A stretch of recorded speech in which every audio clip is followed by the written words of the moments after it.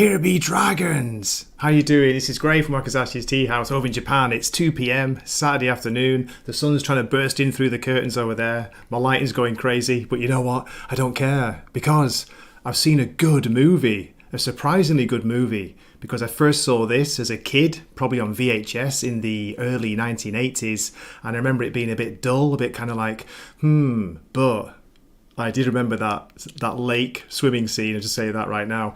So great to see in the chat we have Dempsey's here. Jacob Ironside looking good. Some idiot called Wakizashi. Don't know who he is. Daniel. I've never been more upset to miss Wakizashi Friday stream. This movie was one of my favourites as a kid. It's terrifying. Good internal logic too.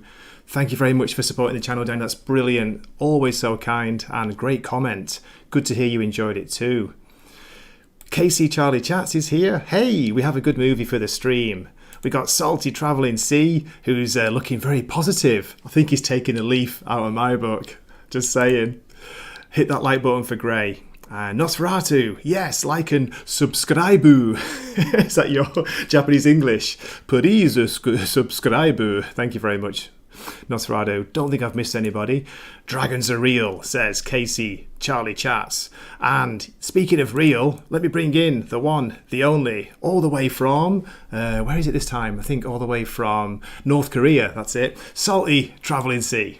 I just escaped from a North Korean prison camp. And yeah. You know what was cool about this movie?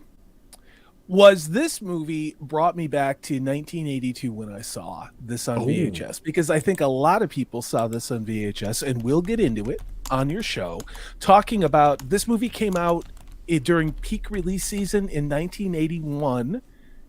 But boy, the weekend it came out, there's a reason why it kind of didn't make any money. But we'll save it for the show. Hey, Gray. Great to have you here, Salty. Thank you so much for coming on. I really appreciate it. Okay, we also have a special guest returning to the tea house. It's Blair de Blair. Let me bring him in. Cheers. Cheers. How are you, Blair? Doing great. Yeah, this movie brought back some memories. Especially the princess being eaten by the baby dragons. That was pretty gory. Dude. That's a scary scene. Practical effects from 1981 were more convincing and terrifying than hundreds of millions of dollars worth of CG that I've seen. I mean, truly, that scene that you're referring to was insane. It was insane. Although pictures of the new Mordok are pretty terrifying as well, but in a different kind of way. Very different kind of terrifying. Oh, Jesus. Yeah. I mean, that dumpy blonde woman who's married to that guy named Bill. Oh, no, I'm thinking of somebody else that's got the big head in a jar. Never mind. Go ahead. Yeah. So, Salty Blair, as you were saying, this is a 1981 American dark fantasy film. Surprisingly, because it's released by Disney, directed by Matthew Robbins, and it stars, not very well known, Peter MacNicol, Ralph Richardson, John Hallam, Caitlin Clark, and also, where are we, Ian McDiarmid. Ian McDiarmid, who was the Emperor. Is that right? Yeah. This is the film debut of Caitlin Clark and Mike McNicol. They'd been stage people before this, so no star power on this one. Absolutely, and I believe, Salty, this wasn't a hit for its time, was it? Even though it's a very well-made film. What do you think? So whenever we look back at the year in box office, whenever we pick a movie out like this, I think it's important to look at what else came out that year, and then we can all cry. We can all cry because we're never gonna have anything like that again. But what we can do is we can look at the context as to why did things make money, why didn't things make money, and why is something a cult classic and something else, like Buckaroo Banzai, and then other B science movies, science fiction stuff or fantasy stuff made money and is beloved, wasn't the MCU. But this movie in particular came out, and I think I will pull this up for the screen if that's all right, Gray. There's a lot of data here, and I'm going to try and highlight what's relevant and not just sit on numbers in boring stuff like that. And I know. Well, it's hard to remember clearly, isn't it? We've talked about before, Salty. We talked about Blade Runner and 1982 being a huge year for film. So this is 1981. So Obviously, 1981 was the year Indiana Jones came out. It is one of 2.5 movies in that franchise that exist. It's great. My favorite, probably one of my favorite movies of all time. Superman 2 was the number 2 movie that year. Oh, wow. 9 to 5. Oh, my God. I saw that in the theater with my grandfather. Dolly Parton, yeah? Yeah, he had a thing for Dolly Parton. But this weekend of June, it was the weekend of June 26, 1981, Stripes came out. Oh. This was these Stripes with Bill Murray, John Candy, all the guys. Same weekend, Dragonslayer came out. So it was up against Stripes. Not only that weekend was it that. Oh, yeah, this is for you, Gray. Excalibur also came out in 1981. Oh, my God, Excalibur. Speaking of Excalibur, Zaxx is in the chat. Hail, Zaxx. Hail. Zaxx. Oh, look at Time Bandits came out in 81. Look at this. American Werewolf. In London. Oh, my gosh. History of the World Part 1 came out. And here's the other movie that came out the same weekend as Dragonslayer, The Great Muppet Caper. So you've got Stripes, you've got The Great Muppet Caper, you've got Dragonslayer, but wait, there was another movie it was up against in the franchise that some of you may know, and that, where the hell is it? I can find it. I swear to God. See this. I just saw Clash of the Titans, Salty Pop. Oh, it was at theaters. Arthur came out that year as well. Cannonball Run. Cannonball Run, Cheech and Chong, Tarzan, Time Band. Yeah, I mean, look at these. This is Clash, Fort Apache, the jazz singer. Halloween 2, Escape from New York came out. Oh in my 81. God, Body Heat, sexy Body as hell. Heat. Yeah, but there's another movie that came out. Oh yeah, no, Star Wars: The Empire Strikes Back also came out in 81. I was wrong. No way, I thought it was 80. Yeah. Wow.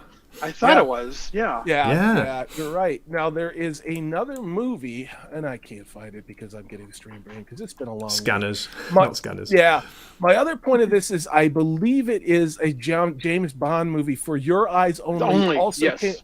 came out the same weekend. Yes. Has number 84 on our top 100 of 1981, making at the time $6 million in 1981 dollars. Okay. It sold 2.1 million tickets.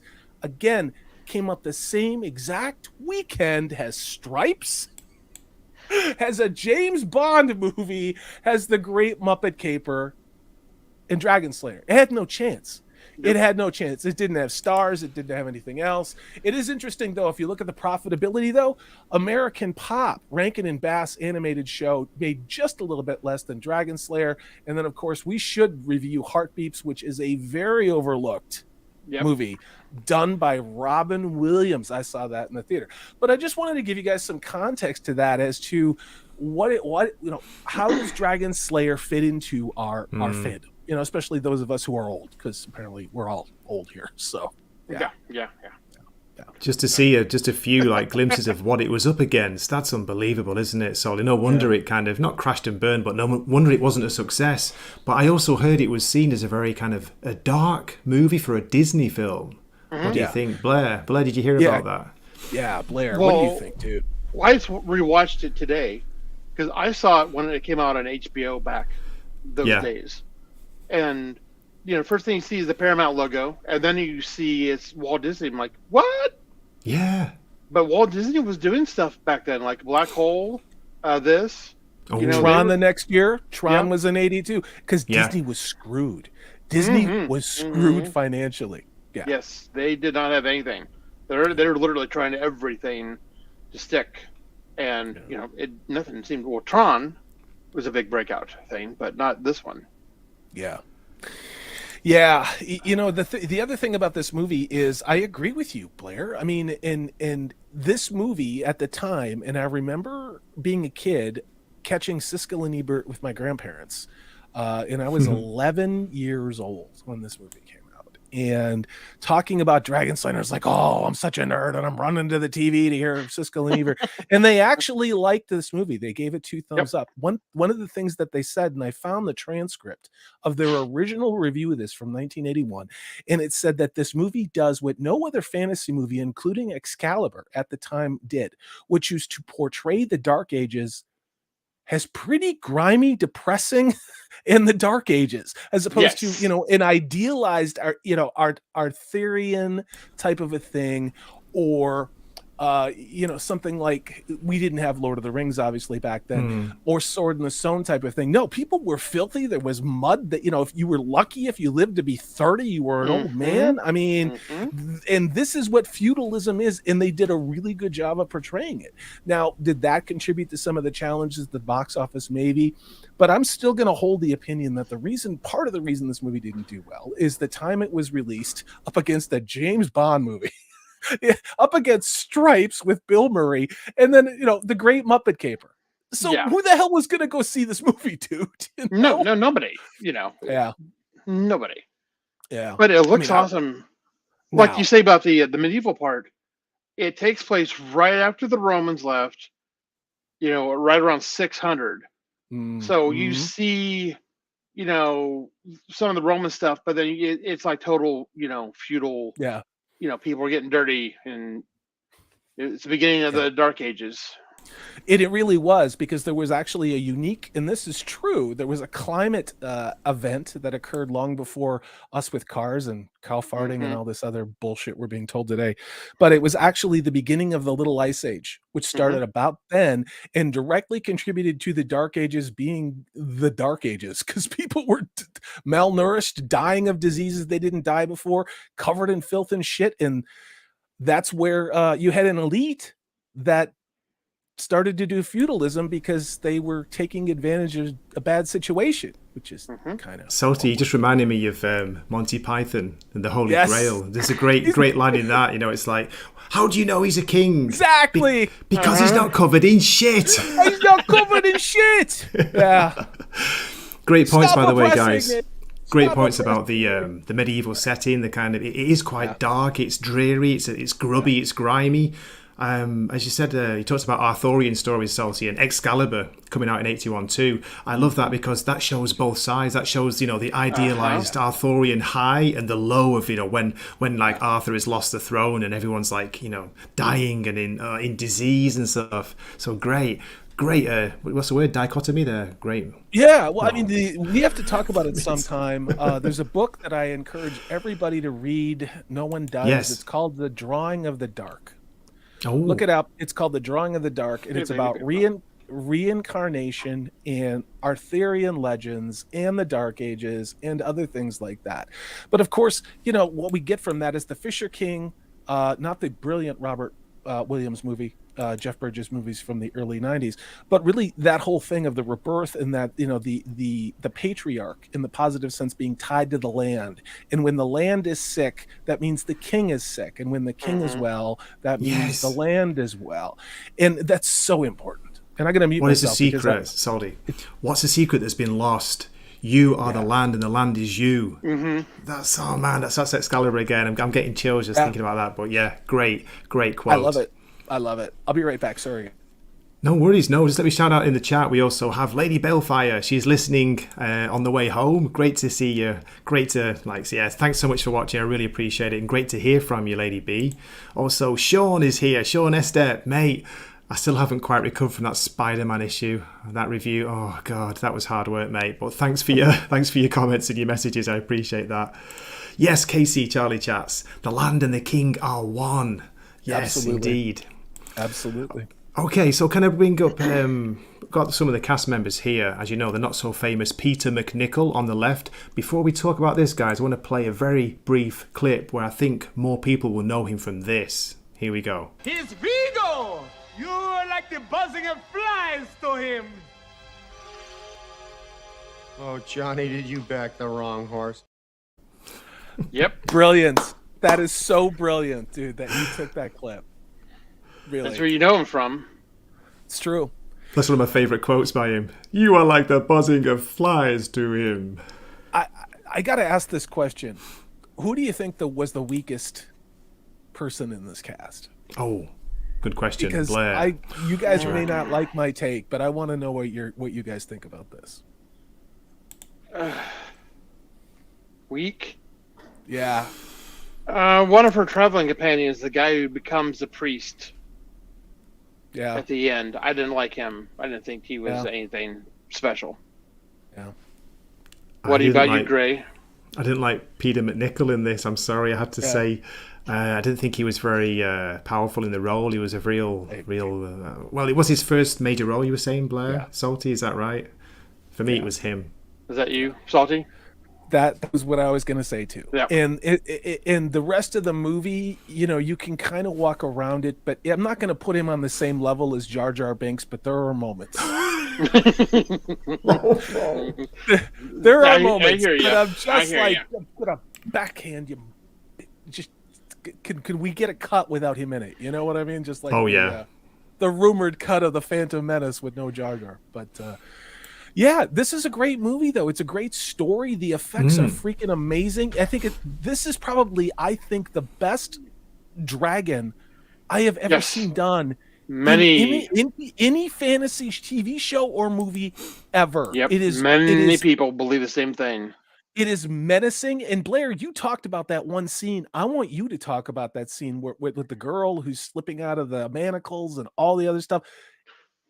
Incredible. Talk about that, dude. So they had a thing back at the time called Go Motion, which is like a more advanced version of stop motion animation. Mm-hmm. What it did, it took the jerkiness out of stop motion and made it kind of blurred a little bit, so it made it look a lot better. Yeah. So what they did was they had that, so the big shots of it flying around and, when it was full glory of it. But then they also made props, the claws, the giant head thing with like a 16-foot head that was like on a crane and stuff, and they had like puppeteers working these things too. Yeah, when she's strapped, this is the first time you see the dragon. She's the maiden with the at the pillar. She finally gets away. She's trying to get away from it. She keeps running, but it's like around her, all over. All of a sudden, a hand stomps down right in front of her, a real one, and then it's crazy. All of it. I mean, and I'm going to shut up, but I have to say this: the pacing on that was terrifying. It was terrifying. Sorry, go ahead. You knew she was screwed, but she was trying to get to a horse. She might have a chance, but every time she turned around, the thing was there. A tail. She tripped on the tail.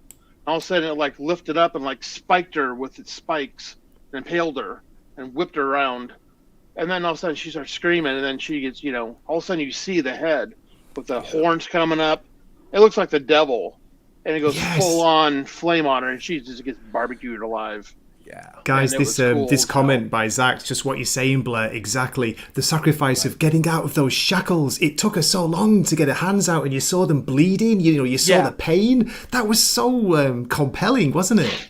I wanted her to get away as a kid the first time I saw this on VHS. Yeah. I was like, oh my God, get away. And you're watching the blood in her hands. And rewatching it now, I was like, oh my God, I would break my own hand. I would just bust every bone and all the, I think there's 24 bones in your wrist or whatever it is. But, again, how many times are we going to say this? Just that scene was more compelling than the Rings of Power, than the Wheel of Time on Amazon, than just about anything that I've seen fantasy related in the last 5-10 years easily. And the fire is real fire. They had 2 military grade flamethrowers, so that fire came shooting down. It wasn't CGI crap, it was real. All we see nowadays is CGI dragons, don't we? And look at this. You talked about the props, Blair. This huge head. Okay, you can say it's not real, but I think this looks fantastic. It looks incredible. And I got to ask you guys this. Does this look like second edition or maybe some first edition cover art from Dungeons & Dragons? Yes, solely for the DM guide. Because I remember that as a kid going, oh, shit, that's Dungeons & and to do a dragon right. Now, who did a dragon wrong? This one looks like Dungeons & Dragons cover. Look at that. Hobbit. I think the Hobbit did Smaug wrong. It was close. It was close. I don't know if it was Benedict Cumberbatch or not, but did not like their version of Smaug. Just didn't. No, it wasn't good. It wasn't good. Look at this scene. As you say, it's ripped straight from the cover of AD&D, isn't it? Advanced Dungeons and Dragons or something. Look at that. And it would be some of the interior line art. You know what I mean? You go farther into the older books and they got the line art drawing, and it's like, oh, this is everything we wanted. With our Crown Royal bag full of dice. This is all that we want. Dempsey saying the Red Dragon page of the Monster Manual. Yes. Dude, see? You get it. It's a total 80s nerdgasm thing, right? And I mean, I watched this movie again, but I really do think it has even back then I think it had pacing issues. I think that was part of the problem. We were just talking about that, me and Gray. Yeah. The music. Go ahead. Go. No, take it, Blair. Take it. The pacing, you look at older films from the late 70s, early 80s, they're kind of slow. They're kind of a slow burn as compared to today where, everybody's so used to, TikTok videos, and you got to keep everybody's attention every 5 seconds. Something's got to happen.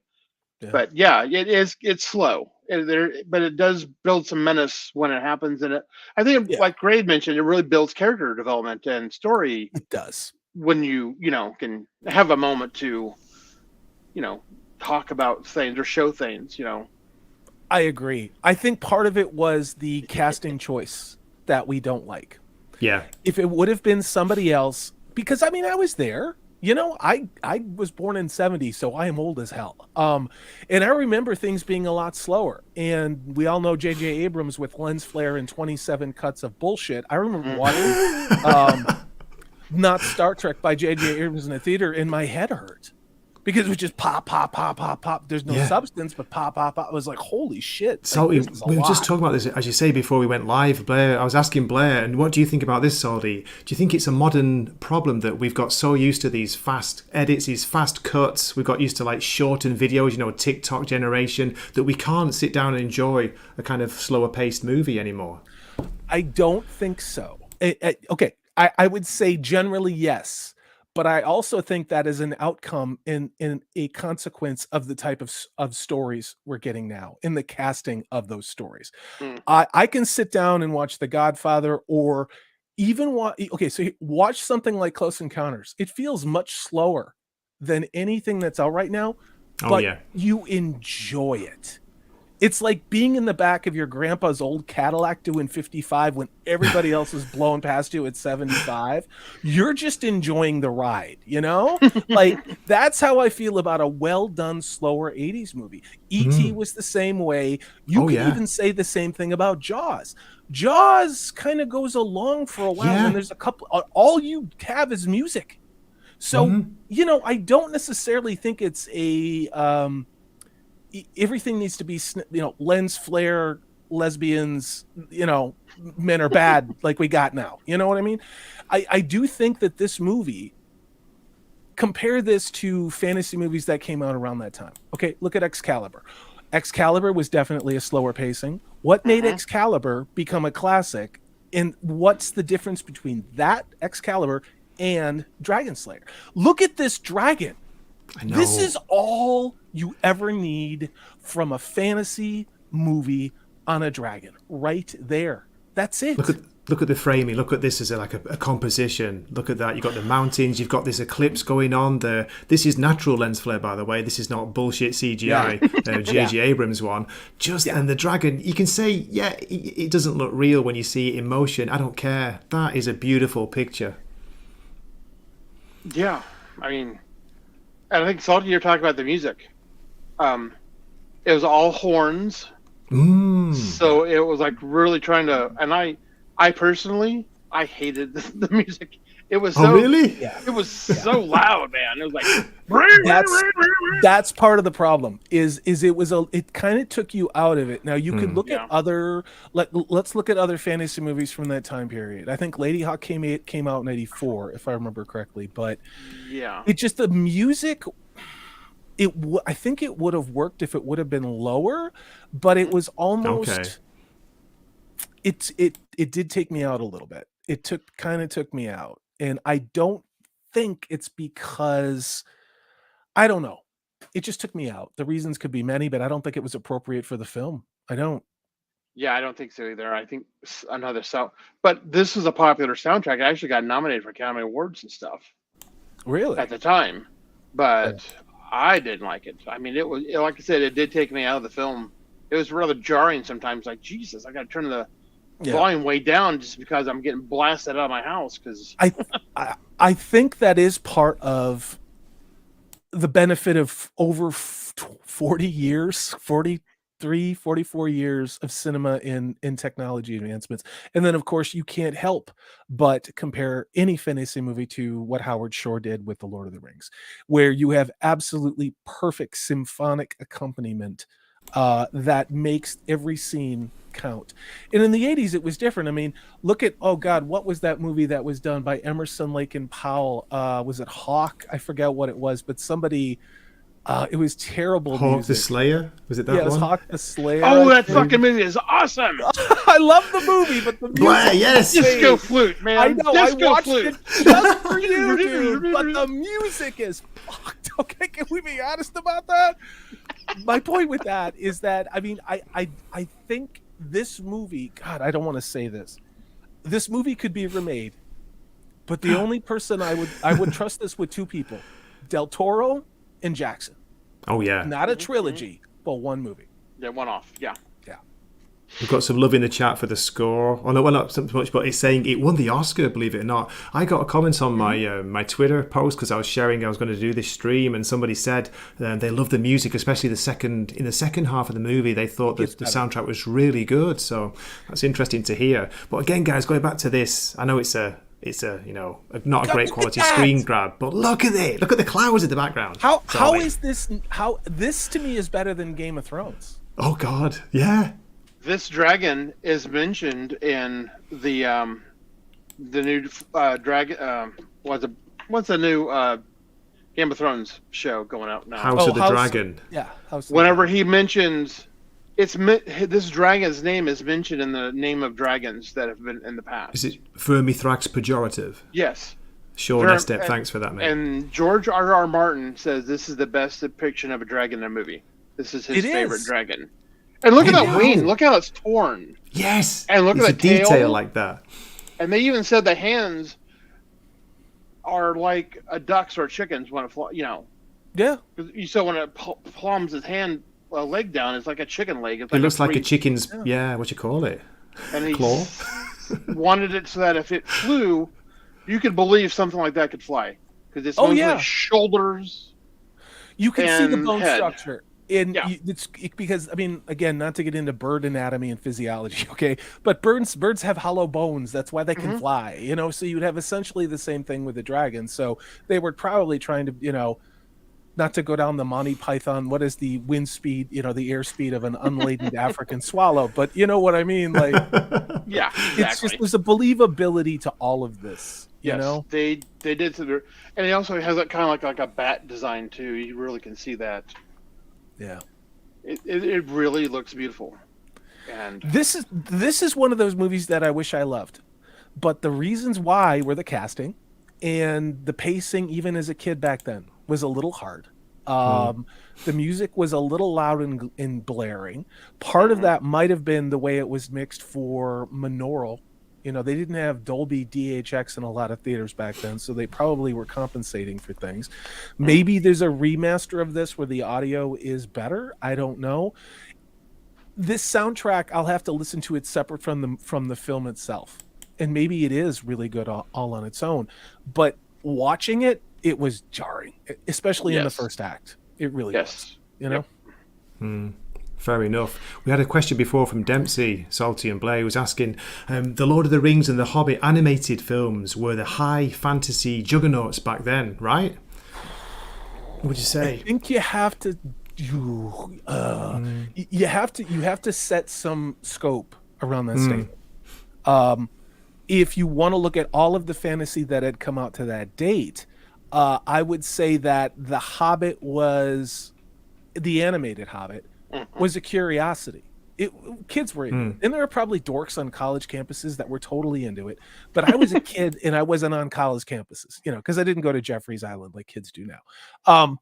I don't know. But I do know that we loved that as kids. Now, at least I did. Blair, I'm sure you loved the animated Hobbit too. Yes. The animated Lord of the Rings as a kid was not nearly as good as The Hobbit in a lot of ways, which is why the second movie got compressed and got gave back to Rankin Bass, because I believe this. Oh wait, who had it first? It was Rankin Bass, and shit. It was, oh god, I'm totally getting stream brain. Who's the guy who did Fire and Ice and all the other ones? I know what you're talking about. Yeah, Felix the Cat and that. Oh my god, yeah, I'm getting all stream brain those too. movies. It's not Rankin Bass. It's the other guy. Saul Zanitz? No, No. that's the production Shit. company. Anyway, the first Lord of the Rings movie did not do well, and it was critically panned, and people who watched it didn't like it either. So they gave it to they gave the second movie Ralph to the Bakshi. people who originally did The Hobbit. Yeah, Bakshi. So that yeah, it was Bakshi. Then they gave it to Rankin Bass because it just wasn't working. And so, you know, again, I consider those things classics. I have both of those on DVD, and it was really hard to get both of the Lord of the Rings stuff on actual DVD. Well, part 1 and part 2. But as far as fantasy movies from the late 70s, early 80s, I'd have to look back at 80 to see what came out, because we had a deluge of fantasy back then. Yeah, we did. We had Hawk the Slayer, we had Krull, we had Barbarians, we had, Christ, I mean, the list is exhaustive. Conan, Lady Hawk. 2, I think Time Lady Bandits Hawk even. was 84. Red Sorcerer Sun and the Stone. That's it. Yeah, the Sword and Sorcerer. That was another movie. We should just do a show looking at all of the early 80s fantasy. I'm just thinking that same thing. So exactly. Yeah. But to answer your question, I know Fire and Ice. I own that one too. Watch if you haven't seen Fire and Ice animated. I think it's peak. If you, it is everything you want in an animated original fantasy movie. That really captures. It's Franzetta, isn't it, that did the art? It's gorgeous art. Animation. I remember that. Very, very. We'll say borrows heavily from the Franzetta art style. It's a fantastic story too, and the evil guy is really, really evil. Really evil. Remember when villains used to be just pure evil and didn't have to have a sympathetic story, a backstory? Yeah, every time I see that, I'm like, every time I see that, it's like all the globalists out there are teaching kids, there's no stranger danger, get in the white globalist van, go to Jeffrey's Island. That's all it is. I wish I was kidding, you know? Oh God, I think it's time for a clip. Open the pod bay doors, Hal. I'm sorry, Dave. I'm afraid I can't do that. Don't talk about globalists, Salty. It's like, don't talk about like in Ohio. I'm sorry, Greg. Sorry, I can't help you. I can't do that. What accident? What are you talking about? We have to give money to the Crimea. Come on. So Sean, you're right, mate. Beastmaster's another one. Yeah, we should make a list, and we should do a stream in future, because there were a heck of a lot of early 80s great fantasy movies. Probably a bit cheesy now when you look back, but as you both were saying, like, this isn't a fantastic movie, but I put it on last night, right, and I was expecting to maybe watch half of it and then, you know, just switch off and do something else. I got pulled right into it. Yes, it's slow paced. Yeah, you know, the main actor's a bit of a not sure about him, Vigo, you know, but yeah, I got pulled into the story, and the effects of the dragon at the, you know, towards the end, they kept me watching, and I was like taking too many, you know, screen grabs. Salty Blair, like, this is amazing. Look at this. It's the second and third acts that are the payoff for kind of stumbling through the beginning of this movie. And it was a slow start, a lot of the early 80s movies were kind of like that, or they would have a quick inciting incident, you know, where somebody would be draped or a village would be burned or something like that, and then you would kind of get a meandering first act. But then the second act, with the inciting incident that led to the climax, ladies, you know, then it was just off like a shot. So yeah, what Dempsey said. Clown world. Ohio, we need help. Pete Buttigieg. I'm sorry, I can't do that. Yep. Just referencing the Howl clip, sorry. Where are we? So we talked about the pacing, we've talked about the music, the acting wasn't that great. Can I ask you both about the main sorcerer, the old guy? It's Sir Ralph Richardson playing the part, very old. What did you think of him? I'm going to bring up a photo. Not a lot of magic. Yeah. Until the end. Yep. You know, he does a few basically parlor tricks to like impress the yokels. Yeah. But I agree. I remember when spoiler alert, he dies in the beginning. I remember laughing like, oh wow, that was a complete waste of. I know. You're like, Psych. wait, what? Wait a minute, Yeah. Not only die, he sacrifices himself in a way, but that's not the end of his Later. story. Not the end of his story. Could you imagine if we had? I'm not even going to do wish fulfillment with the stuff coming from Warner Brothers, but imagine if somebody put half the care that was put into the composition of this set. Look at the costuming. Look at the lighting. Yes, so this exactly. is a wizard. Look This at that. is this is a wizard. When you play Dungeons and Dragons, this is who the wizard is that you go to. You know what I mean? It's not Queen Latifah. Yes. This is a wizard. Yeah, and I love when he puts on his hat, and his little robe to meet with the people. But then you look at all his he's got liquids going, and hey, flaccid. He's like getting the juice and put it in, and talking the Latin and throwing powders and. Yeah. But Casey Charlie, saying his first words when he comes back, have any food? Have you got any food? It's so good. And look at the iconography of this as a wizard archetype, and then 21 years later we get Ian McKellen as Gandalf. It's seamless. It really just all of these things make sense to me, and is it because I'm going to be 53 next month? Maybe. Does that mean that my opinion is invalidated because I'm a white, straight, middle of the road male? I don't know. What difference does it make what I look like? You know what I mean? Remember that world? We're all the same generation. Nobody ever did this dumb shit, but yeah. As we were saying, guys, this set, it's physical, it's practical, it's real. Okay, it's dark, you could say, but it's it's a wizard's cave or a wizard's cavern or something. And there was so much going on in the background, wasn't there? You could see, as you said, there were like chests and flasks, tubes, all sorts of things bubbling. It just sets the scene. Okay, this is a wizard, you know that. Yeah. But he's not like a commanding presence, is he? He's kind of a bit bumbling. He's a bit kind of, does this hat look all right? Do I look forbidding enough? Yeah, you wouldn't be scared of this guy, No. Until it's too late. Yeah, exactly. Yeah, exactly. Well, like I say, even the magic he was doing, it was like, he waved his hand and started some flames, and they were like impressed, but not the soldier guy comes around, the captain of the guard. He thought this. Can I guy ask you was full of it. what did you both think of Caitlin? I can't remember her surname. The actress Caitlin, who plays the boy at the beginning, the young boy. I thought she had more presence than Peter McNichol. I'm going to shut up. What do you think, Blair? What do you think? I liked her. She's trying to pass off as a boy in the beginning, and then you get the bathing scene, which was great when you're that age. Yes. I remember it was that awesome. from a kid. I remember that scene exactly. Yeah, I was 11 and paused the hell out of that. Oh yeah. Pause, I'm sure a lot of rewind, VHS pause. tapes melted around that point. Yeah, why is it all glitchy right here? Why is it all staticky? Yeah. I don't know. My brother did it. Yeah, she Look at this had one. more Oh, sorry. presence than Nickel did. Yeah. She did, for sure. She did. We did have strong independent women in the early 80s. And we Yeah, sure right shit here. did in the 90s. And that's what I'm saying. And they didn't have to sew on fake peens, They didn't have to act like... Salty, the they thing didn't have was, to like... act like petulant boys. She had a reason for playing a boy. It wasn't to be the girl boss. Yes. It was part of a story arc. Why was she doing that? To avoid being one of the sacrifices, for the dragon. Yep. The lottery, yeah.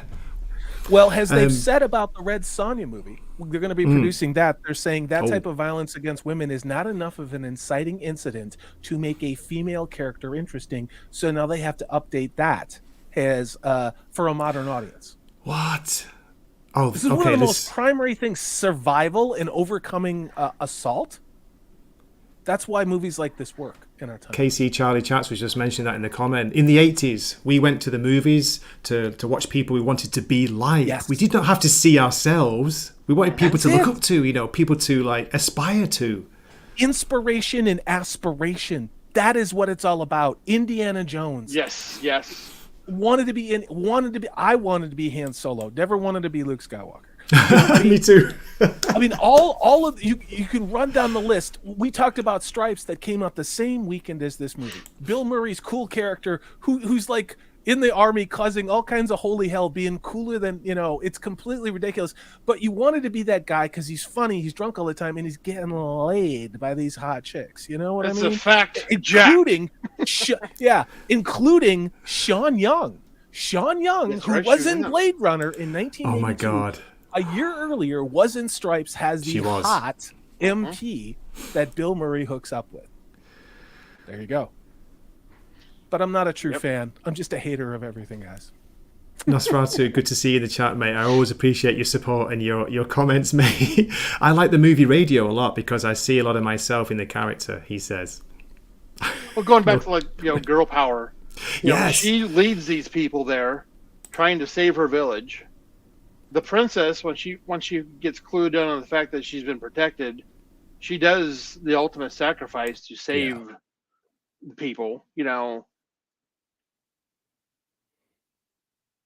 The guy was kind of a bumbling moron, but he actually did fight the dragon with that cool ass lance. Yeah. To be fair, Blair, you're right. He did later on. Yeah, great comment here by Casey. Casey Charlie chats. The damnedest thing is she was twice the man of anyone else in the village, and now she's twice the woman. That's what her dad said. And here's the thing. People that were bumbling and stupid and cowards, their characters had evolved to be that, or it was shown that. And she wasn't an overpowered Mary Sue. She just had something powerful enough in her life to piss her off, to make her want to do it. And she has a hero's journey. She has an arc in this. Yes. She doesn't just wave her magic bitch wand and suddenly everything is fixed. And that's what makes for interesting characters, regardless of either being boys or girls, because that's all there is. There's nothing else. So she's not a Mary Sue at all. No. She makes mistakes and learns from them and grows. Yeah. In a lot of ways, she was the kind of girl that you wanted as a girlfriend in the 80s. Yeah, absolutely. Feminine badass.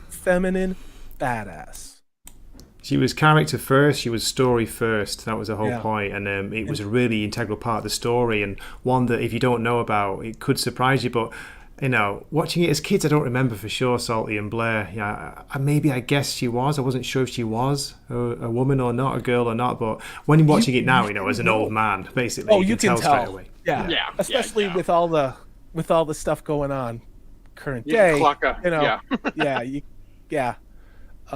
Just leave especially in that underwater scene. Woo! I enjoyed that.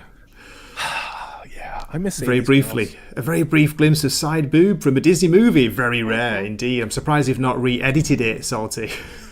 Yeah, well, don't worry. If they remake this movie, it will be an all-deaf, BIPOC, amputee allegory for communism and climate change. You watch. They'll give it to Taika Waititi. Do you think I'm kidding? Look what they're doing to Time Bandits. You know what I mean? Like, I know. I'm like a whisker off. I'm only a whisker off on that description of what Taika Waititi is doing to Time Bandits, but which also came out the same year. Time Bandits came out the same year as this movie, Dragon Slayer. The same year Excalibur did. Think about that. 3 very different fantasy movies, all in 1 year. It's crazy. It's almost like people had more talent back then. We had some shout outs for Tank Girl in the comments, a few comments about it. Charlie the Unicorn was talking about it. Dempsey saying Tank Girl is so high and cringy, but it's one of my wife's favourite movies. It's super, super cringy, but you kind of love it. I've not seen that. I know the character. I used to read the comic. Well, my brother used to read the comic. I used to borrow it off him. Great soundtrack. I saw the movie once and I was like, but the soundtrack was fantastic. Really? Ice-T is one of those kangaroo guys, is he? Yeah. Lori Petty played Time Girl. Lori Petty. She was hot. I bet that's something that has aged well. I bet it looks good on the rewatch, that, because I haven't seen the original. I heard it was terrible back in the day, but what do I know? We had different standards back then. And I mean, I'm sure I'm not the only one, and people in chat are probably doing the same thing. I'm going back to movies that I didn't see from the 90s or from the 80s to watch them again. And in a lot of cases, I'm looking at you make fun of me all the time, Gray, for this, but I watch a lot of Morecambe and Wise 60s, 70s, 80s variety show. I don't make fun of you. I love that and respect that about you. I've got the fully restored Blu-ray box set. that I Eric got Morecambe, genius. So it's simple as that. Eric Morecambe is a genius, I think. There I mean, are so Ernie many Wise is a great things- straight man too. Yeah, but I mean, there are so many great things out there that I mean, there's probably stuff from the 60s that I have never watched. I've never watched The Prisoner all the way through, and yes, now everybody yell at me. You know what I mean? But there are so many good things out there. Hail to Canada. Speaking of good things, it's Zaxx. Hey, guys. Just in time for the wrap-up. Okay, guys. Just about to finish the stream. Yeah, we're done. Again, bye. Yeah. Whenever Gray tries to finish, I show up. Right, Gray? Dude, that would have been great if you just ended it right there. I would have respected that. I'm too weak to go through with it, Salty. I'm too weak. No, Zaxx, great to see you, mate. Thanks for jumping in. Yeah, thanks for having me on. This is interesting pick and an interesting rewatch. Yeah, I skipped through a bit of it. I'll be honest. Because I did see the boobs. I paused it for the boobs. Come on, Salty. Okay. What are we doing here? Okay, I know. I never doubted you for a minute. And I think I could see a bit of a schlong there too, and it was a kind of a tiny one. So I'm not that impressed happened. with that schlong either. But that happened. You guys you've said everything that I was thinking. Like Peter McNichol is just the worst possible casting for this, and he kills the movie. He actually takes it down a full probably 2 points from me because he looks like Richard Simmons, and I can't unsee that. He does. He looks. If Richard Simmons was straight and had a kid, it would look like that. You're right. Yeah. Or was bi for a bit. Like he tried to check a few times. Fair. You know. Yeah. Yeah. Yeah. I mean, even monkeys can fling that across the zoo and impregnate somebody. So yeah, it's possible. Anything can happen, right? So yes, he absolutely ruined the movie because not only was he he's a bad fit for that role. He's a bad lead. She didn't have enough on her own to carry it, even though I liked her fine. It's just that she's not that level. She needed a co-star who could bring everything up, and she was a solid kind of middle ground. She was a fine actress. She did the whole androgynous thing, which was fine. The whole Joan of Arc deal. And I think this film sticks with me so much from the beginning sequence, the whole maybe first I want to say 15 minutes of it. I would love to see that. And like you guys said, the effects were so good. Like when the dragon uses its tail and breaks the wagon, crushes the wagon, and then impales her on. It's like it looked brilliant because they did physical effects and segmented. So you don't have to show us everything all at once. The use of the claws I thought were great. The dragon effects I thought flying, obviously it didn't look like it wasn't moving right. Even still, like you said, the stills make it look fantastic that they have. And so it's just that I would love to see that first bit. Imagine it as like a bottle episode of, so we'll say Game of Thrones or something. They're going back 1,000 years, and this is the whole sacrifice process to the dragon. You follow that character for 40 minutes through that whole thing, trying to escape, because I identified with that character and I sympathized with her, even though I didn't even know who she was. Like, because she was struggling, like she was doomed, fighting. I think she acted better than anyone else in that movie. Yes. I'm not a hot girl from the 80s. And I could identify with everything she was going through. It nullifies a lot of the arguments that I'm not going to repeat that we have listened to for years. But, I think you could say that maybe the star of this movie was the production staff or whoever did the design and practical effects for this film. I think it was ILM. So ILM was, but Phil Tippett. If it didn't have those practical effects, I think we'd be having a very different conversation about this movie. We wouldn't be talking about this movie because then we'd probably care. Yeah, they're probably right. Yeah. Can I ask, guys, if anyone played the game? There's a comment here from Charlie the Unicorn. Which was better, the Dragon Slayer game or the Dragon Slayer movie? Oh Christ, the Dragon Slayer! I'm gonna have a hot take for like 30 seconds. Beware. Dragon Slayer, where I was, I think it came out in 81, 82, was a stand-up arcade game. At the time, it used a laser disc to jump to animated scenes based on a controller. It was not a standard 816-bit graphic thing that you stood up in a console. So if you moved a joystick one way, it essentially jumped to a cutscene on a laser disc. It was really weird. The problem I think that was Dragon's Lair. Dragon's Was Lair. it? That's what. Yeah, Dragon's Lair. Dragon's Lair. Oh, Dragon's Lair. If there's a Dragon Slayer video game, I don't know it. I'm going to finish my point because if I look like an idiot, I'm going all the way. Okay, my point with that is that Dragon's Lair, because I didn't put the space in there. I thought the same thing, Salty. Dude, but here's the thing. Every other video game cost 25 cents, which is about $1 in today's money to go play a video game back in the 80s. That video game cost $1 a play. Yep. In 1981. So that would be like having to put $2 or $3 in every time you tried to play a video game. And the thing about that game was it was rigged. You had to go buy a book. Yes. You didn't actually play. You had to go up, right, left, and count because it was all skipping around on a Laserdisc. It pissed me off. Yep. I was really angry because all of my video game money I pissed away in about 2 minutes losing on that goddamn game. And it's like it stuck with me 40 something years later. Now, if I said the wrong thing, no, you're good. If you watch the screen, it would flash real quick which way you're supposed to go. Yeah. Nobody ever was fast enough to do it. No. Yeah, Charlie said they were thinking of Dragon's Lair. But guys, look, there was a board game made of Dragon Slayer, it says here, by Simulations Publications in 1981, based on the movie of the same name. It's an RPG or a board game? A board game, 2 to 4 players, in which the players are magicians competing to rid the fictional land of Erland, the last dragon. Oh, there goes my bell. I'll be right back. Can you vamp for me, somebody? Sure, please? go ahead. What are you running a pharmacy over there? Are you like a meth dealer in Japan? Really. That's hello, Mr. Meth buying customer. I am Gray of Wakasashi's Tea House. Are you good? Are you Genki? Hi, would you like to buy some meth from me? I am Wakasashi. Would you like to get Genki? Yeah. It explains a lot, really. Yeah. You want a Fitty Rock? You want a Fitty Rock from Mr. Genki? Yeah. Sorry. Well, this is back in the day when D&D was really starting to fire off. It was. So this type of a board game would have been like right up their alley for that. Well, there were a lot of those games that came out from Gygax, and then oh god, who was the other guy? Joe somebody. Oh shit, there was Gygax, and there was another dude, Steve Jackson. Steve Jackson was doing games on the side.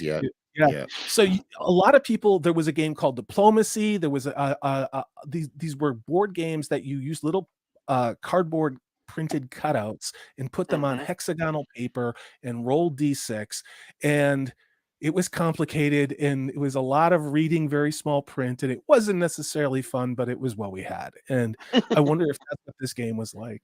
You know? Did you guys play those? They were books, and it was by Ian Livingston, I think, and Steve Jackson, and it was like kind of like Choose Your Own Adventure, but you'd roll dice and things too. Yes, dude. Oh yeah. Yeah, those are great. You guys ever play Car Wars? There were all these little plastic baggies that had folded 8.5 by 11 games in it, and some they were little $5, and it was like, if you're too lazy to buy all the D&D stuff, here you can play stuff. You know what I mean? And they had Car Wars and Mutants and I loved all that stuff. Death Trap Dungeon. That was a really difficult 5th or 6th. City of Thieves. Steve Jackson, Ian Livingston, Zaxx. Guys, memories, man. The memories. Yes, wow. Comes flooding back. I know. I just got a pencil too, like to read a book. I know, dude. And then you had to have hexagonal paper, and it's Jesus, yeah. Oh my God, Don Bluth. No, I just got flashbacks to the Rats and Nim. Thanks for that. KC, Charlie chats, yeah. Oh yeah, Sean was saying that the secrets of. Dude, I didn't even. I saw that movie. I read the book. Is fantastic. It is. If you have kids, get it for them. If you're a kid at heart, you haven't read that book, please go read that book. It is wonderfully well written. It really is. And of course, the movie's freaking brilliant. It's gorgeous. I saw that on the big screen, probably like everybody else that's on this panel, because we're old. We saw it in the theater. It's beautiful. It's amazing. You know? Yeah. It's art. It's art. That was when animation really was art. And so much love and time goes into those old animated features that the story also is often almost as good, because you have to put time and love into it. You can't just push a button and have it render. Not that CGI is not easy, but it's not the same. It's not that level of passion and love to drive it. It doesn't take 8 years to make. It's not the same as hand drawn, is it? No. Not at all. Speaking of it's hand not. drawn, how about this, guys?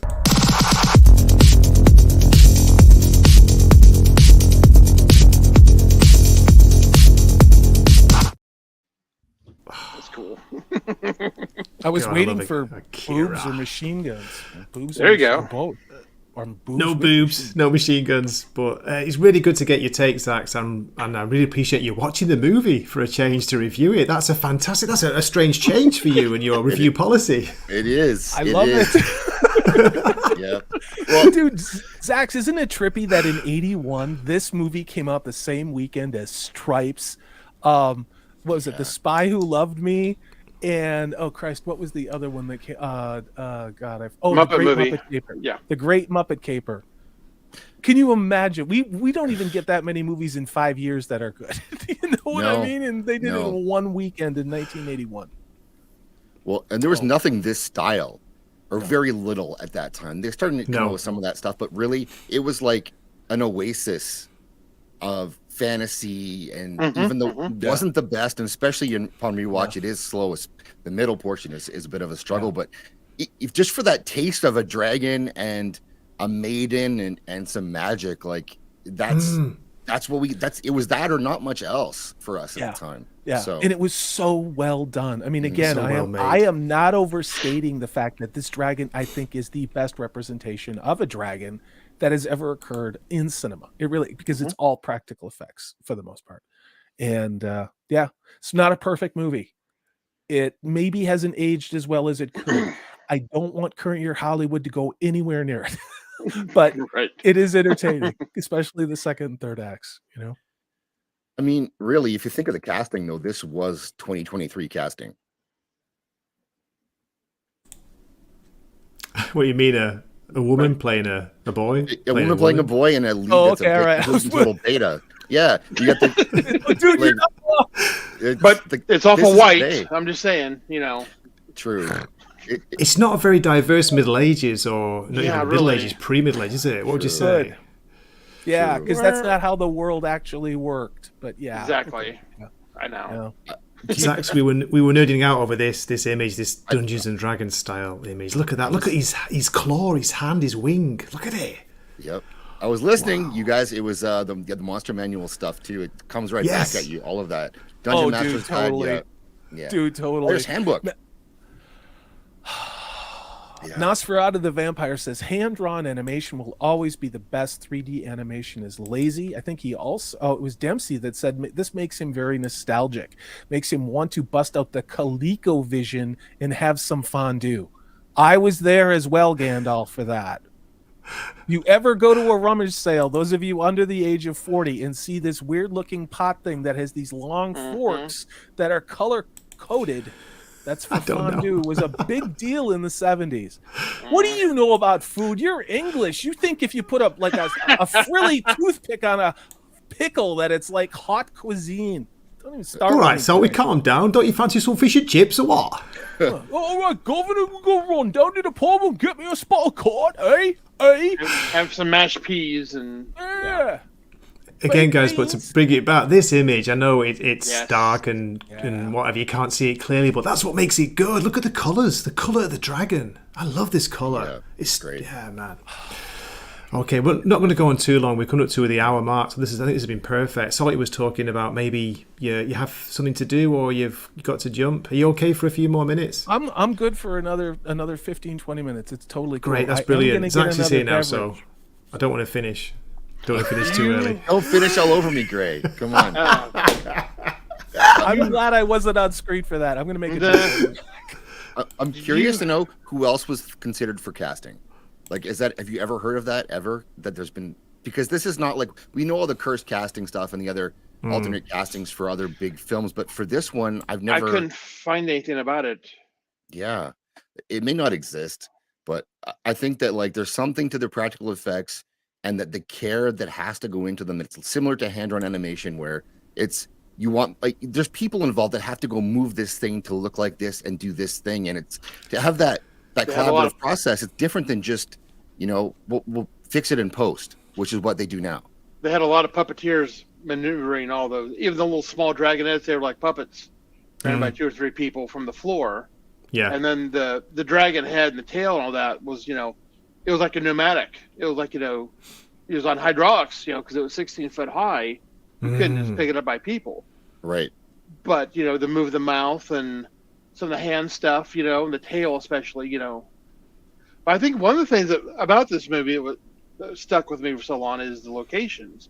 It was in Wales, and it was like Blair. slate rock, and that was it. Mm-hmm. Snowdonia, Wales. Rock. I was waiting to find out where was it shot? It looks very familiar to me because I grew up in, Manchester, the north of England, very close to Wales. Scenes like this, the beautiful use of the old castles that are in castle ruins. Look at that. Yeah. Gorgeous scenery. Salty, did you notice that?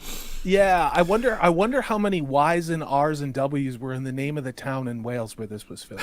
Yeah, I know, right? Cumbria. But I think about that, Salty. Compare this to Wheel of Time. Think about how they do that shit. Look at they want to film a castle. Go to a castle. Just look at this scene right here. It's, what is it, 42, 43 years old.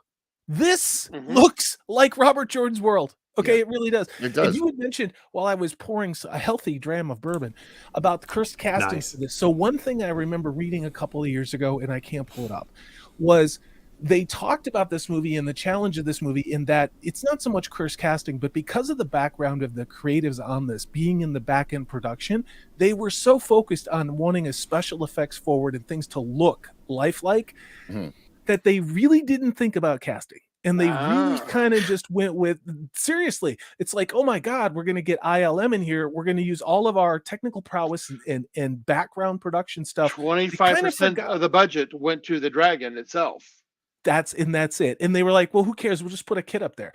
Because I was thinking, while you were saying that, Zaxx, who would we have put in this who would have been the right age in 81? Let's think about that. You had, who was out there? You had, oh Christ, who was in Back to the Future? McFly. Michael J. Fox? You had Michael J. Fox. You had Sean Penn would have been the right age. There were a lot of people that were in Matt Dillon. Charlie Sheen? Remember Charlie Sheen, but remember anybody who was in The Outsiders. Yes. You could have picked anybody who was in The Outsiders. The guy who played Pony Boy would have been perfect. Ralph Macchio. Powell. Yeah, dude, all of those, you could have picked any of those guys. Tom Cruise. But I think they found this guy. He's like, I'll do this movie for $4. And they're like, all right, you can be the lead. That's kind of what it looks like, $4 and we'll take you to McDonald's. Here you go, This is what happens when special effects people take over a movie. They don't think about casting like a regular director would, Yeah. And it showed. Yeah. See, Thomas Howell would be great. Shawnee step. That's a good call. Yeah. And to get back to what Blair just said, and I think you'll agree with me, and put sexy Zaxx up. Nobody wants to see me. You look at Rafe Judkins, who was a contestant on Survivor, and just to talk about, like, when you put someone who hasn't earned or deserved or proven they need to be in the role, but will just make something based upon a checklist of shit, not to turn this in this kind of a show, we see the results. We do. Great, I'm going to punch you in the nuts. Put me on the button. I have the power, the control. So actually, we're talking about these crazy burning scenes, the fire scenes. They didn't hold back, did they? On the shock and awe, of these scenes. What do you think? But that's part of what we're talking about. This is what we're talking about. Where it's you want a flamethrower effect. So what do? Well, you get a flamethrower because they exist, and there's one over there, That's it. and we'll use it. And we want to film a castle. Well, let's go to a castle instead of building something out of cardboard and putting some lines in it and pretend it's concrete or stone when it's clearly cardboard. That's what this is. This gives us that, and it makes it last. And you can't fake the depth of color or the shadows that occur or the way smoke diffuses light and all of these other things that are practical effects. I mean, how much money has Disney pissed away on effects for every movie, and it still doesn't look right? If they just did this, I don't know. Whatever. And why would you try to improve on it? Because there's a lot of people who aren't good at their job who need to make a case for more greater complexity so the department can get more people. Because that's what corporations are. Hot take. And Blair, you had mentioned the puppeteers, and so you got 16 puppeteers or whatever working on this dragon, and every one of them could say something or add something to the director and the cinematographer and producer's vision on set and go, well, what if we did it a little bit like this? Or because they understand how the puppet works, they could suggest little changes. Well, this will look better, and then you could test it. Whereas now it's, well, we're acting against a green screen in a circle, and we'll fix it later, and it's fixed by people who have nothing to do with making the film. Exactly. Yeah, exactly. People on set probably were able to do a lot of movement and test with it. Say, okay, it looks a little bit better if it's a little hidden back here, and you see more of the head versus the body. Yeah, totally. Like on a Farscape, they had a lot of the puppets on that show.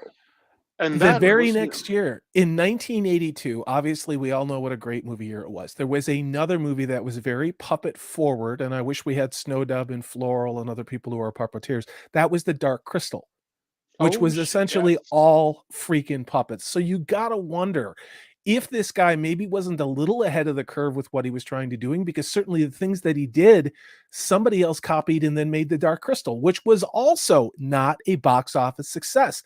I remember going to see that in the theater, and I was scared shitless. I really was, with my 10-year-old brother, and I'm 12, and I'm like, holy shit, That was dark. Yeah. The Dark Crystal, well named, wasn't it? Do you remember the Black Cauldron as well? Do you remember that one? Oh yeah. If somebody mentioned The Last Unicorn, we had so much good fantasy. Yes, just so much good. I mean, at a certain point, and this is not the show for this. What changed? I get all of the political landscape, but my God, people seem so much more talented 40 years ago than they did. What changed? Just the talent. People really liked writing and studied filmmaking. Today, it's really, cut and paste. Well, the other part is, I think up until very, very recently, in the last 10 years, people were not seeking to destroy that which Western civilization was built on. And they were taking the lessons from the past and trying to contemporize them and maybe add a little bit of flavor, but that there is a structure to Jungian archetypes and Campbellian archetypes and the 3 or 4 act play and the hero's journey. Like those things aren't broke. Use them, but the talent comes into how do you use that structure and then create characters that everybody cares about.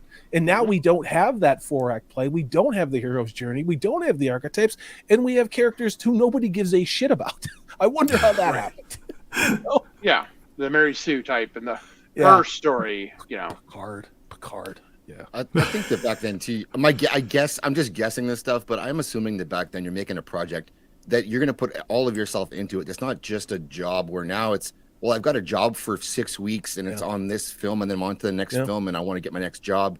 And it's job to job. And a part of it is like probably there's a bigger production team involved and there's probably less money involved. Like you need to move to your next job. You can't just have this be your passion for a year, Yeah. I don't know. Nosferatu's not wrong. Hollywood has always been red. And if you watch old episodes of MASH, it's almost hard to watch because of the leftist horse shit that's in it. I picked up on it back then as a kid, even how you did, really, yeah. It's leftist propaganda. I used to watch it as a kid. MASH, I did We've too. had it in the It's UK. funny. It's great, but my God, it was so leftist. Just look at the shot we have on screen. Tell me this doesn't look like an early '80s U2 album cover. Just it was in black and white. Like there's Bono and the Edge. Yep. And the stoner face guy, whatever. It really does. But I mean, it looks. I mean, like the care just in this shot. There's more care in this cinematography. That's it. So we're joking, but look at the costumes. Look at his staff. This looks better than all of Wheel of Time. He could walk right into a Lord of the Rings movie with Peter Jackson. Yes. Just like one of the wizards. Yeah, and I want to say this. I want to make it okay to wear a rabbit pelt as a tie to the office. Bring it back. Bring it back. Mia. Great to see Angry Canadians in the chat as well. Dempsey's still here. Jamin D, Deathstalker, Hundra, Barbarian Queen, ATOR, Hawk the Slayer. Yeah, mate. Dude, great movies. There's a lot of great stuff out there. It's true. It was late 80s. It's very true. It is the GOAT. There's nothing else like it. I'm glad they didn't remake it. But my God, there are dozens and dozens of Studios used to take chances, and they took a chance on this. This was a whiff, but there were other things that they took a chance on that it made decent money at the box office, but all these movies were coming out at the time that VCRs were becoming more affordable. It still would be the equivalent of about $2,000 current money to go buy a VCR the way it was in the 80s. And just buying I think we've talked about this before, a VHS tape in the early 80s cost $80 in the early 80s to buy a movie, which is like I don't know, $200 and something to buy a movie. Think about that. That's why everybody rented.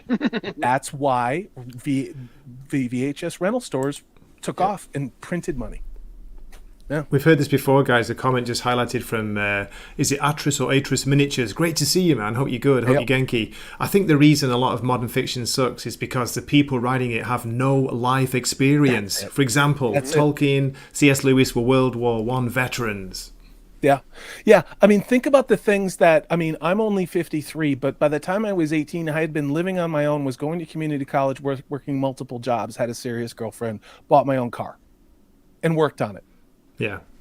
That doesn't make me a hero. And then look at I guess I don't really. It does to me, Salty. You'll always be my hero. Oh, stay golden, pony boy. But look at the baby boomers. By the time most of them were 18, 19, they went into the military. By the time a lot of them were married and had kids, multiple kids by the time they were 20, had their own house. Now, some of that is sociopolitical, some of it is geopolitical, some of it is what's been forced by the banks and the globalists and all this other stuff. This is not that kind of show. But I do look at a lot of people that I work around with what I do for a living who are 20 years or 30 years younger than me. And besides wanting to throw them through a window and not understanding how they seem to utterly lack in any empathy or self-awareness or the ability to think critically. And I am actually being nice when I say these things. I don't get it because I don't see the hero's journey in them. I don't see the overcoming obstacles. I don't see exactly what you're talking about, which is resilience. Because if you live resilience and you live overcoming obstacles and having to grow, you can write that. If you don't do that, you can't write that. So I think that's a hell of a good comment you've got guys just put up on screen. Now we get History of the World Part 2 without Mel Brooks. No, not at all. No, not at all. Are you an asshole? Yeah, maybe, but you're not wrong, mate. I'm an asshole. You guys remember that Dennis Leary? Remember that Dennis Leary album? That was genius. Dennis Leary album. Yeah. I bought that. No, was it No Cure for Cancer? Was a oh yeah. Come on. Yeah, Wanda Sykes. That's what you're getting in part 2. You're getting Wanda Sykes. Oh God. Okay, before we wrap things up, is that for real? Before we go around the horn, yeah, really? For real. I didn't want to cover it. I didn't want to cover that in a video because I'd start crying. You know, I can't anymore. They can all die in a fire. No Jews in space. Come on, we were promised. Oh wow, it's gonna be that kind of a show.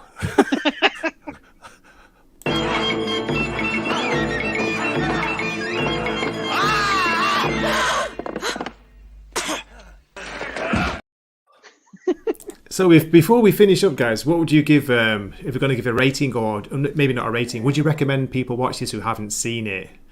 Let's start with Zaxx. So Zaxx came here, gave a great review, a great summary. Yeah. What would you think about this movie, Dragonslayer, 1981?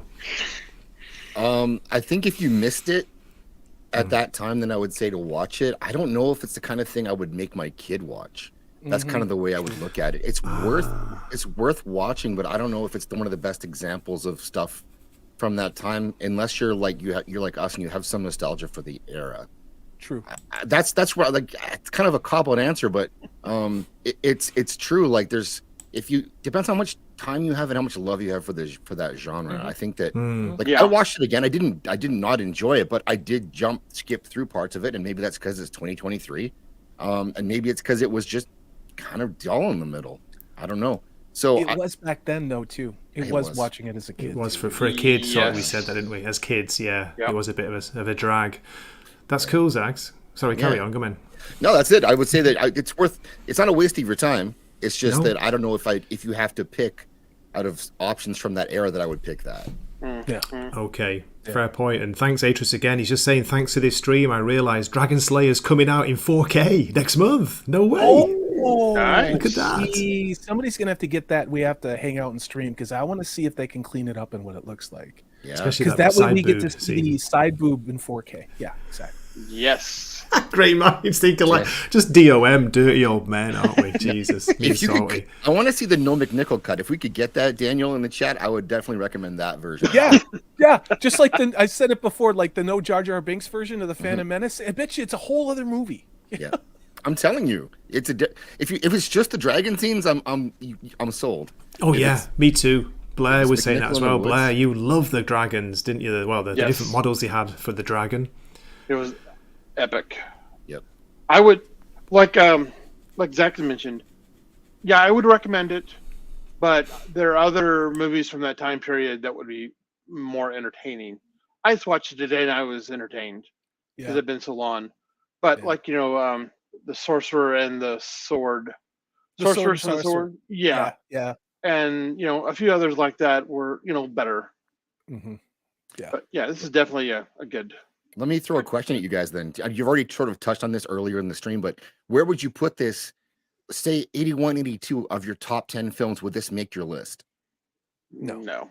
Me neither. That's what I'm kind of No, saying. not a top No, 10. and you nailed it in your description. I mean, Oh, yeah. would I try to get somebody who really wasn't into fantasy try and watch this? No. Would I try and get somebody who liked fantasy and wanted to learn more about early 80s movies and fantasy movies? I would pick about 10 of their movies.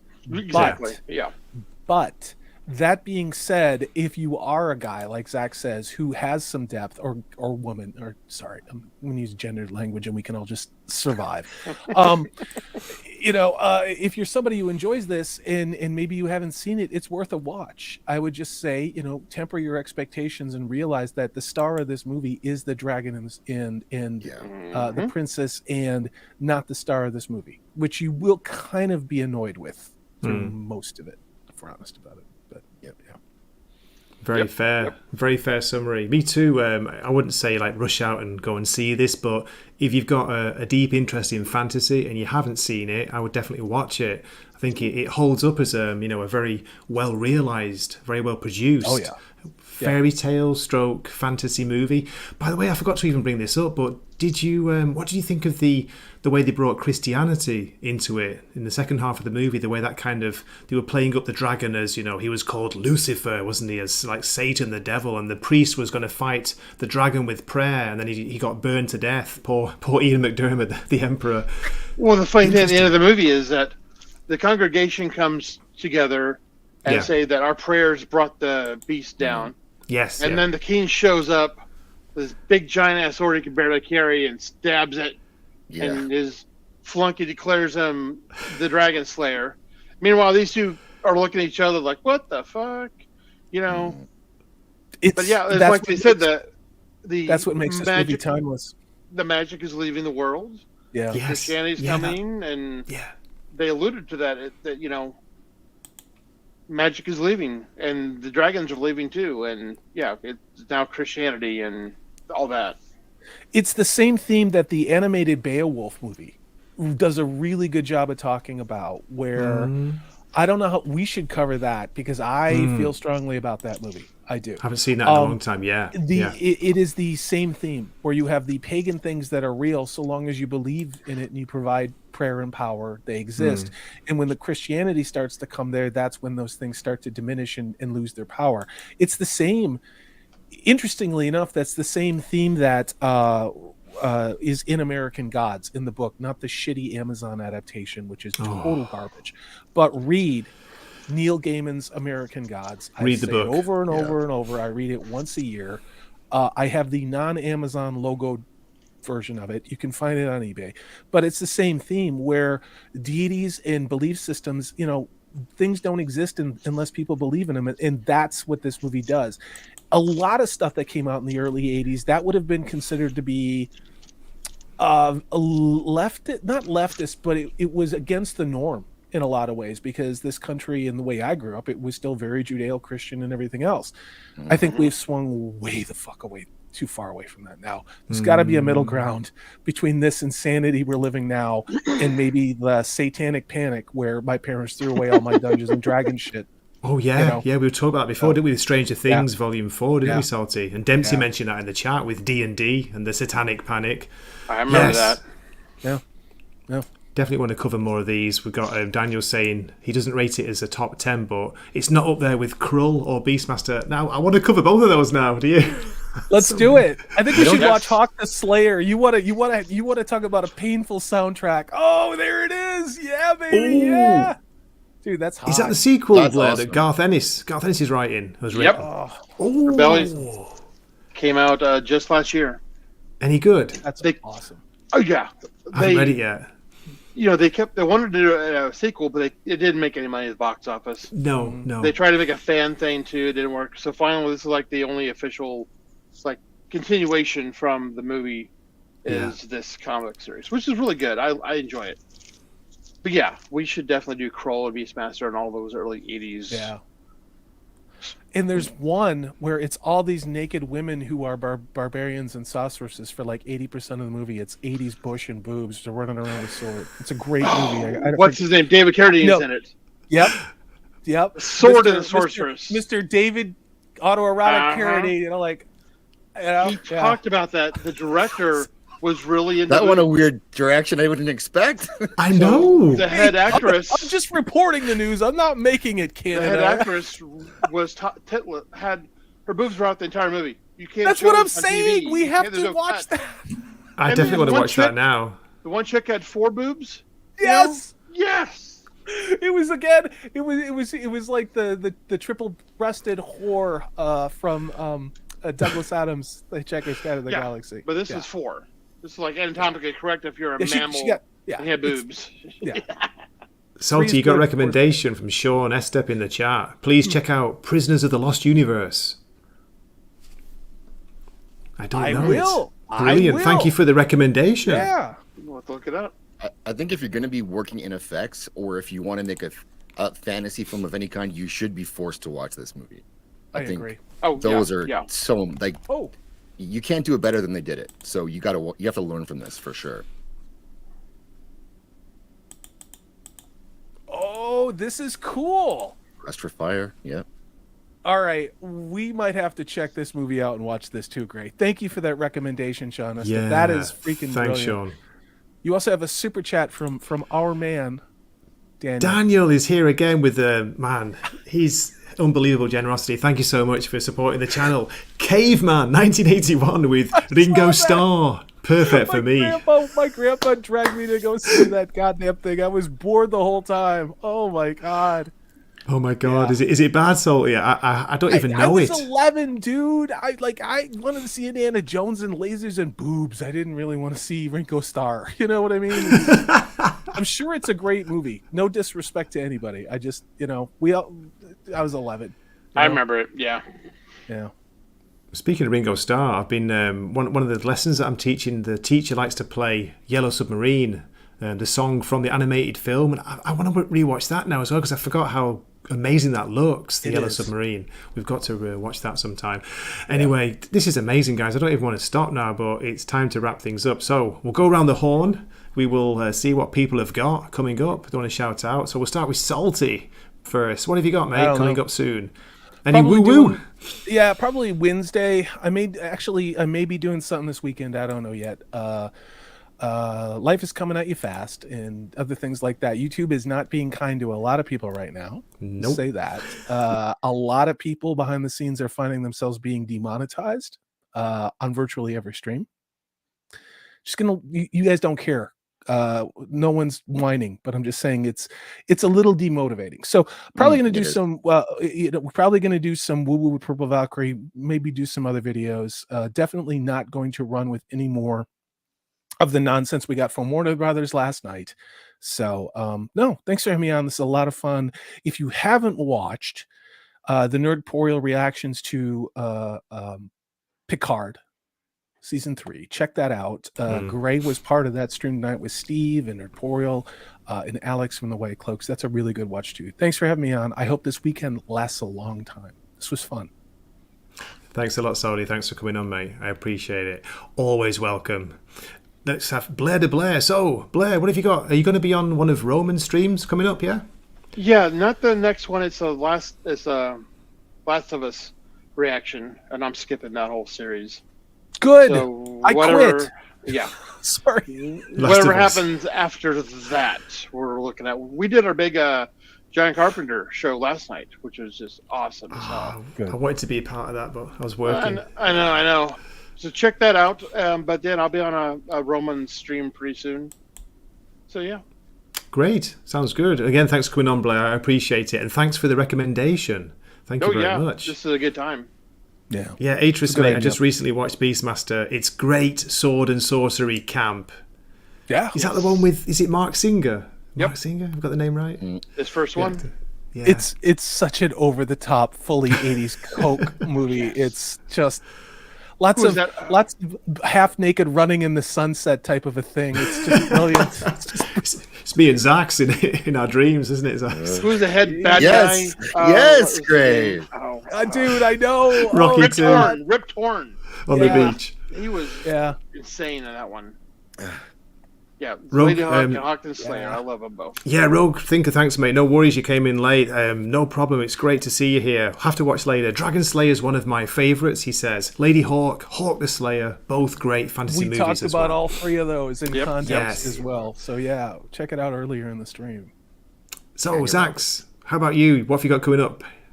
Circle of Jerks tomorrow night, my channel, 11:30 Central. I want to. I had a really fun show this last week on Wednesday with 24/7 Fusion Media, and it was my first member stream. And Gray, you were there, keeping it handsome. And how is he doing? He's good. We he hit his GoFundMe goal, and so that was awesome to see because he's been through a lot of stuff, and he says his condition is one of those ones that would just I know if I had to deal with it, it would be a killer for me too. Like he can't be active really, and if he does it, and all of his jobs have always been active, and if he tries to be active, he could just die. So it's not. So that was good to see people come together for that. And then I want to Jacob Arnstein just dropped his link in the chat. If you're not subscribed to him and you're here, go give him a look because he does a lot.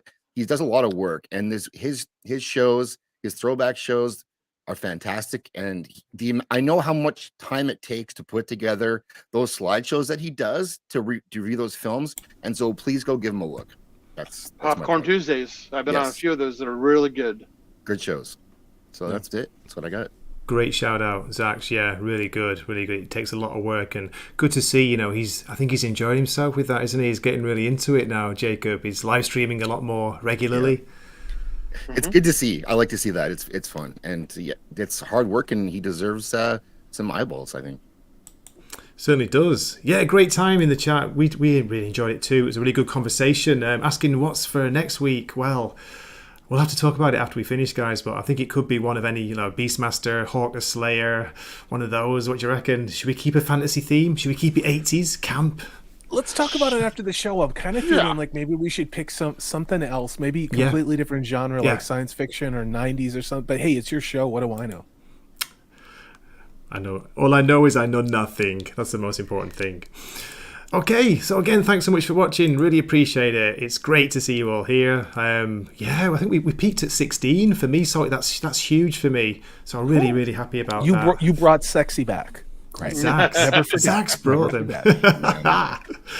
Zaxx with his shoulders. Okay, what should I play us out with? Well, just let me find the goodbye one. Oh, before I do that, it has to be a little bit of Willem Dafoe.